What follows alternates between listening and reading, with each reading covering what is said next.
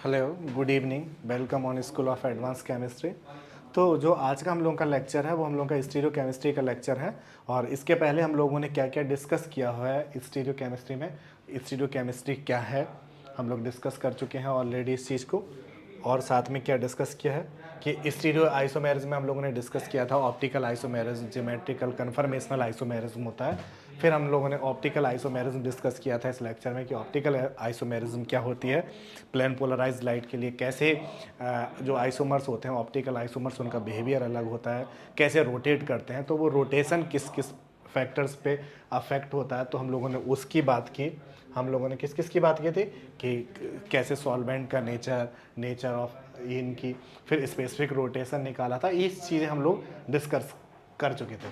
फिर आता है कंडीशन फॉर ऑप्टिकल एक्टिविटी। इसके लिए हम लोगों ने 3 कंडीशंस की बात की कि कायरलिटी होनी चाहिए, और कायरलिटी के लिए जो कंडीशन होती है वो क्या होती है कि उसमें सेंटर ऑफ सिमेट्री नहीं होनी चाहिए, कोई प्लेन ऑफ सिमेट्री नहीं आना चाहिए, no alternating axis of symmetry नहीं होनी चाहिए, एसएन नहीं होना चाहिए। फिर हम लोगों ने प्रेजेंटेशन ऑफ मॉलिक्यूल्स की बात की। तो प्रेजेंटेशन ऑफ मॉलिक्यूल्स में हम लोग क्या कहते हैं, हम लोग कार्बन केमिस्ट्री की बात कर रहे हैं। तो कार्बन केमिस्ट्री में क्या होता है, carbon is a tetrahedral structure. Carbon की 4 वैलेंसी होती हैं, तो उसके पास 4 वैलेंसी कैसे डिस्ट्रीब्यूटेड होती हैं स्पेस में, वो होती हैं टेट्राहेड्रल। तो टेट्राहेड्रल स्ट्रक्चर कैसा होता है, आउट ऑफ प्लेन ना। टेट्राहेड्रल स्ट्रक्चर कैसा होता है, आउट ऑफ प्लेन होता है। तो out of plane 3D structure को हम कैसे एक पेपर में रिप्रेजेंट कर सकते हैं, वो उसके लिए रिप्रेजेंटेशन कौन कौन सा होता है, Fischer projection, flank base representation की बात करते हैं, साहॉर्स की बात करते हैं, और न्यूमैन प्रोजेक्शन की बात करते हैं। फिर इसके बाद हम लोग किसकी बात करते हैं, हम लोग इंटर कन्वर्जन ऑफ रिप्रेजेंटेशंस की बात करते हैं कि कैसे साहॉर्स को न्यूमैन में, न्यूमैन को फिशर में कैसे चेंज कर सकते हैं। तो ये सारी चीज़ें हम लोग लास्ट क्लास तक डिस्कस कर चुके थे। ठीक है, अब हमने क्या देखा, हमें फिशर प्रोजेक्शन हम लोगों ने देखा, फिशर प्रोजेक्शन कैसे रिप्रेजेंट करते हैं। तो देखो फिशर प्रोजेक्शन की जैसे ही हम लोग बात करते हैं, हम लोग किसकी बात करते हैं, फिशर प्रोजेक्शन की। तो फिशर प्रोजेक्शन की बात करते हैं तो देखो ये है, हम 3D में टेट्राहेड्रल स्ट्रक्चर को देखते हैं। ठीक, इसमें हम लोग क्या देख रहे हैं, एक क्यूब के अंदर टेट्राहेड्रल स्ट्रक्चर को देख रहे हैं। ठीक, तो वो टेट्राहेड्रल स्ट्रक्चर कैसा होता है, इसमें देखो 2 ग्रुप इस तरह से लगे हुए हैं। क्या है, 2 ग्रुप इस तरह से लगे हुए हैं, और 2 ग्रुप क्या है, वो इस तरह से लगे हुए हैं। 2 ग्रुप क्या है, इस तरह से लगे हुए हैं। और यहाँ पर अगर हम बात करें तो यहाँ पे देखो, यहाँ पे एक कार्बन होगा, एक कार्बन होगा, एक कार्बन होगा, और ये यहाँ पे क्या है, यहाँ पे एक कार्बन है। ये हमारा टेट्राहेड्रल स्ट्रक्चर है। तो जो हम फिशर प्रोजेक्शन की बात करते हैं, किसकी, हम लोग फिशर प्रोजेक्शन की बात करते हैं, फिशर प्रोजेक्शन की बात करते हैं। तो फिशर प्रोजेक्शन कैसे देखता है, फिशर प्रोजेक्शन क्या करता है, ये क्या करता है, ये प्लेन लगाता है। ये क्या है, ये प्लेन लगाया उसने, इस क्यूब को इन बिटवीन डिवाइड किया, ऊपर और एब। तो अब हमें ये कैसे दिखते हैं, अगर इस प्लेन के हमें क्या देखें, हम इस प्लेन से देखेंगे तो हम इस प्लेन से ये क्या देखेंगे, ये जो 2 ग्रुप है, ये जो 2 ग्रुप हैं वो कैसे दिखेंगे, वो हमें दिखेंगे एब ऑफ द प्लेन। क्या देखेंगे, एब ऑफ द प्लेन। और हम अगर इन जो रिमेनिंग 2 ग्रुप्स की बात करें तो ये हमें कैसे दिखेंगे, ये हमें दिखेंगे बिलो द प्लेन। ये कैसे दिखेंगे, बिलो द प्लेन। तो ये हमारे ग्रुप है। तो इसका रिप्रेजेंटेशन कैसे होता है, इसका रिप्रेजेंटेशन कैसे होता है, देखो एब ऑफ द प्लेन, ये क्या है, एब ऑफ द प्लेन, और ये क्या है, यहाँ पे क्या है, कार्बन सेंटर। ठीक, और ये क्या है, एब ऑफ द प्लेन। ये कैसे रिप्रेजेंट होते हैं, एब ऑफ द प्लेन। ठीक, ये हमारा क्या है, ये हमारा फिशर प्रोजेक्शन हमें इसका बनाना है। तो ये इसको हम लोग रिप्रेजेंट ऐसे करते हैं, कैसे, ये हमारा फिशर प्रोजेक्शन। फिशर प्रोजेक्शन में क्या करते हैं, 2 लाइन से बनाते हैं। एक होती है लाइन क्या, वर्टिकल लाइन, एक होती है क्या, हॉरिजॉन्टल लाइन। क्या है, horizontal line, horizontal line. Vertical line है, जो वर्टिकल लाइन है वो क्या है, बिलो द प्लेन। क्या है, below the plane, below the plane. और ये क्या है, ये क्या है, above of the plane, above of the plane. Clear, clear है, बिलो द प्लेन और एब ऑफ द प्लेन। तो हमें क्या करना है, अब इसमें मैं क्या करता हूं, मैं इसमें ग्रुप लगा देता हूं, ए, वी, सी, डी। ठीक, फिशर प्रोजेक्शन कैसे दिखेगा? फिशर प्रोजेक्शन क्या है, हमने इसमें ग्रुप लगा दिया। अभी क्या होता है कि हमारे पास क्वेश्चंस कैसे आते हैं, हमारे पास क्वेश्चंस आते हैं कि हमें फिशर प्रोजेक्शंस दिए गए हैं कई सारे, और उनमें पूछा जाता है कि भाई इनमें रिलेशन क्या है। तो एक तरीका क्या, हम सबका आरएस नोमेनक्लेचर करें फिर कंपैरिजन करें, और दूसरा तरीका क्या होता है, अगर हमें कंपैरिजन कराना होता है तो हम फिशर प्रोजेक्शन का जो दिया गया है उसको मैनिपुलेट कर सकते हैं कि उसमें कुछ चेंजेस लाएं, हमारे पास कुछ ऐसा पहले से पता हो कि ऐसे चेंजेस करने पर इसके कॉन्फ़िगरेशन में क्या चेंज आ जाएंगे। ठीक, तो हम मैनिपुलेट करना सीखेंगे कि कैसे इसको मैनिपुलेट करना है। ठीक है, तो हमने क्या कहा, हम बात कर रहे हैं इस फिशर प्रोजेक्शन की। तो फिशर प्रोजेक्शन में देखो ये चीज हम लोग अभी तक देख चुके हैं। ठीक, ये हमारे पास क्या है, ये हमारे पास फिशर प्रोजेक्शन है, ABCD ग्रुप लगे हुए। ठीक, हमने मान लिया, क्योंकि ये हाइपोथेटिकल है, हमने मान लिया कि इसका कॉन्फ़िगरेशन क्या है, R है। इसका कॉन्फ़िगरेशन क्या है, R है। अब देखो पहली चीज, अगर हम किसी भी फिशर प्रोजेक्शन का 180 का रोटेशन करेंगे, 180 डिग्री का रोटेशन करेंगे, तब क्या होगा, अब इसका 180 का रोटेशन कर दें, हम क्या करें, इसको 180 डिग्री पर रोटेट कर दें, तो इसके कॉन्फ़िगरेशन में कोई चेंज नहीं आएगा। क्या याद रखना है कि किसी भी फिशर प्रोजेक्शन में 180 का रोटेशन करने पर उसके कॉन्फ़िगरेशन में कोई चेंज नहीं आएगा। अगर ये R है तो ये भी R रहेगा, कब, जब इसमें 180 का रोटेशन हुआ होगा। A1 180 पर रोटेट होके यहाँ चला जाएगा, C कहाँ चला जाएगा, ऊपर चला जाएगा, V कहाँ पे चला जाएगा, यहाँ पे, और ये कहाँ पे। तो अगर किसी फिशर प्रोजेक्शन में 180 का रोटेशन कर देते हैं, तब उसके कॉन्फ़िगरेशन में कोई चेंज नहीं आएगा। ये बात याद रखनी है। मैनिपुलेट करना होगा, हम अपने कंफर्ट के हिसाब से इसको मैनिपुलेट करेंगे। अगर हमें 180 रोटेशन करके कंपैरिजन कराना होगा तो कंपैरिजन कराएंगे, और याद रखेंगे कि उसका कॉन्फ़िगरेशन चेंज नहीं हुआ है। क्लियर? फिर हम बात करते हैं, फिर हम किस तरह की बात करते हैं। हमने कहा देखो, एक हमारे पास वही फिशर प्रोजेक्शन है जिसमें ABCD 4 ग्रुप लगे हुए हैं। ठीक है, ये 4 ग्रुप लगे हुए। अगर अब हम क्या करें, अगर हम इनमें इंटरचेंज करा दें, देखो इस एटम और ये क्या, उसके लिगेंड्स लगे।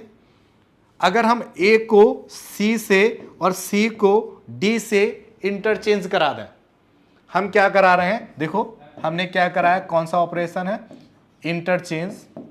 क्या, interchange between D and C। अगर हमने D और C को इंटरचेंज किया, D और C को इंटरचेंज किया, तो देखो, तो फिशर में हमारा क्या होगा, ये तो A है, यहां तो कोई चेंज नहीं आया, V है, कोई चेंज नहीं आया, C को यहां कर दिया और D को यहां कर दिया। तो अगर इसका ओरिजिनल हमारे फिशर का कॉन्फ़िगरेशन R है, तब इस तरह का इंटरचेंज कराने पर इसका कॉन्फ़िगरेशन निश्चित तौर पर ही S होगा। ये फिक्स है, डिसाइडेड है। अगर हमने क्या किया, अगर हमने दो लेगेंड्स के बीच इंटरचेंज किया एक बार, तो वो हमारा क्या कर देगा, इन्वर्ट कर देगा कॉन्फ़िगरेशन को, R से S में और S से R में चेंज कर देगा। यही सेम चीज अगर यही सोचो, अगर यही चीज हमने क्या करते, हम A और B के बीच करते, A को B से इंटरचेंज कर दें और B को A से कर दें। ये देखो interchange between D and C, ये पहला इंटरचेंज है, और दूसरा इंटरचेंज हम क्या करें, इंटरचेंज 2।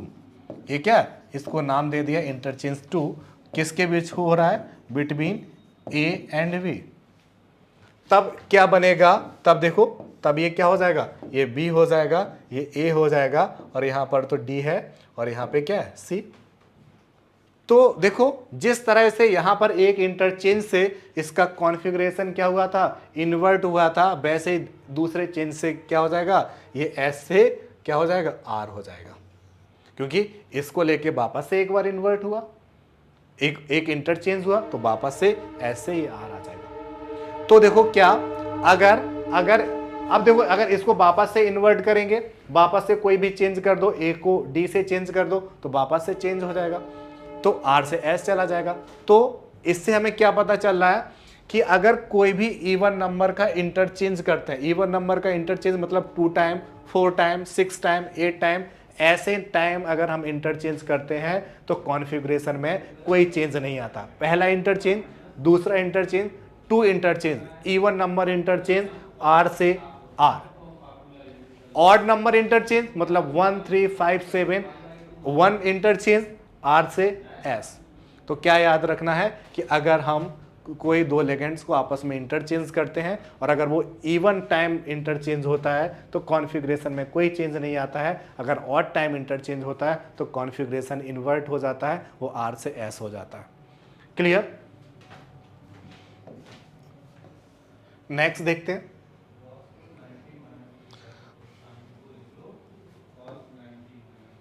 ठीक, नेक्स्ट देखते हैं, अगर 90 डिग्री का रोटेशन करते हैं हम क्या करें। अगर हमारे पास देखो, अगर हमारे पास ए बी सी डी, इसका कॉन्फ़िगरेशन आर है। ठीक, अगर इसमें हम क्या करें, 90 डिग्री का रोटेशन करा दें, 90 डिग्री का रोटेशन करा दें। हम क्या करें, 90 डिग्री का रोटेशन करा दें। 90 डिग्री का रोटेशन क्या होगा, देखो ए यहां आ जाएगा, 90 डिग्री का रोटेशन, ए यहां पे, बी यहां पे, सी यहां पे, डी यहां पे। तो फिशर में 90 डिग्री के रोटेशन करने पर कॉन्फ़िगरेशन इन्वर्ट हो जाता है, ये आर से एस में चला जाएगा, आर से एस में चला जाएगा। नेक्स्ट देखो, it is not permitted to lift projection out of the plane of paper.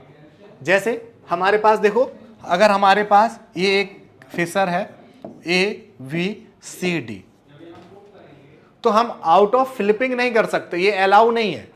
क्या अलाउ नहीं है कि हम आउट ऑफ प्लेन फ्लिपिंग करते हैं। जैसे हमने कहा ए और सी, तो अगर हम फ्लिपिंग करानी हो आउट ऑफ प्लेन, तो ये देखो पूरा प्लेन में, अगर हम फ्लिपिंग कराएं, हम क्या इस तरह से फ्लिप कर दें, हम डी और बी को आउट ऑफ प्लेन फ्लिप कर दें तो ये क्या हो जाएगा, देखो तो ये हो जाएगा ए और ये क्या हो जाएगा सी, तो बी यहाँ पे चला जाएगा, डी यहाँ हो जाएगा। तो ये क्या है, ये है out of plane of paper, plane of paper flipping, flipping क्या है, फ्लिपिंग। ये परमिटेड नहीं है, ये अलाउड नहीं है। अलाउड क्यों नहीं है, क्योंकि ऐसी फ्लिपिंग के लिए हमें बॉन्ड ब्रेक करने पड़ेंगे। क्या करना पड़ेगा, बॉन्ड ब्रेक करने पड़ेंगे। तो याद रखना है कि अगर इस तरह के कोई हमें फिशर दिए गए हैं, फिशर प्रोजेक्शन दिए गए हैं, तो अगर इसका कॉन्फ़िगरेशन आर है और उसके दूसरे किसी भी फिशर प्रोजेक्शन में आउट ऑफ प्लेन फ्लिपिंग है, तो उसका कॉन्फ़िगरेशन क्या होगा, तो उसका कॉन्फ़िगरेशन एस होगा। क्या होगा, तो उसका कॉन्फ़िगरेशन एस होगा। ठीक है, नेक्स्ट आते हैं। नेक्स्ट हम लोग बात करते हैं किसकी, नेक्स्ट हम लोग बात करते हैं, अगर हमारे पास देखो फिशर प्रोजेक्शन है, क्या है हमारे पास फिशर प्रोजेक्शन है, ये इस तरह से, वापस से उसी तरह से लिखते हैं, ए वी सी डी, कोई कॉन्फ़िगरेशन हमने उसका आर बोला। ठीक, अगर हम उनमें से किसी भी एक ग्रुप को फिक्स कर दें और बाकी एक ग्रुप को फिक्स करने पर कितने ग्रुप बचेंगे, 3 ग्रुप बचे, और उन 3 ग्रुप को क्लॉकवाइज रोटेट करें। क्या, क्लॉकवाइज रोटेट करें, क्लॉकवाइज रोटेट करें, तब क्या होगा, तब हमारा फिशर नया कैसा दिखेगा, फिशर हमारा ए तो फिक्स था अपनी जगह पर, ए को फिक्स कर दिया और यहाँ पे क्या हो गया वी, यहाँ पे क्या सी डी, हमने क्या करा दिया, रोटेशन करा दिया क्लॉकवाइज। तो जो ऐसा फिशर नया बना उसका कॉन्फ़िगरेशन रिटेन रहेगा, वो चेंज नहीं करेगा। अगर ये आर था तो ये आर रहेगा। ऐसा क्यों, क्योंकि ये 2 इक्विवेलेंट, 2 इंटरचेंज के इक्विवेलेंट है। कैसे, देखो अगर हम इसे पहले मान लो ये आर है तो हमने इसको ऐसे लिखा, देखो क्या हमने, देखो ए को यहाँ पे लिख दिया, बी को यहाँ पे फिक्स किया, हमने सी और डी को इंटरचेंज किया। किसको इंटरचेंज किया, सी सी और डी को इंटरचेंज किया, सी को डी से, डी को इस सी से, तो यहाँ पे क्या आ जाएगा, यहाँ पे सी आ जाएगा, यहाँ पे डी आ जाएगा। तो एक इंटरचेंज करने से कॉन्फ़िगरेशन क्या होगा, आर से एस आएगा। अब देखो, अब वापस से इस पे जाओ, तो हमने क्या, इसमें क्या है, बी और डी के बीच इंटरचेंज है, बी को और डी को इंटरचेंज किया गया, बी यहाँ पे डी यहाँ पे, तो वापस से एक इंटरचेंज हुआ, तो एस से आर में हो जाएगा। तो क्या फिशर प्रोजेक्शन में अगर हम एक ग्रुप को फिक्स कर दें और बचे हुए 3 ग्रुप में क्लॉकवाइज रोटेशन कर देंगे, तब क्या हो जाएगा, तो उसका कॉन्फ़िगरेशन चेंज नहीं होगा। अगर उसका कॉन्फ़िगरेशन आर है तो वो आर रहेगा, अगर कॉन्फ़िगरेशन एस है तो वो एस रहेगा। क्लियर? क्यों रहेगा? क्योंकि वो टू इंटर कन्वर्जन, वो क्या है, टू इंटरचेंज, इंटर कन्वर्जन है, टू इंटरचेंज ऑफ लिगेंड्स के बराबर है। तो ऐसे में क्या होगा, अगर 2 इवन नंबर होता है तब क्या होता है, कॉन्फ़िगरेशन चेंज नहीं होता। ठीक है,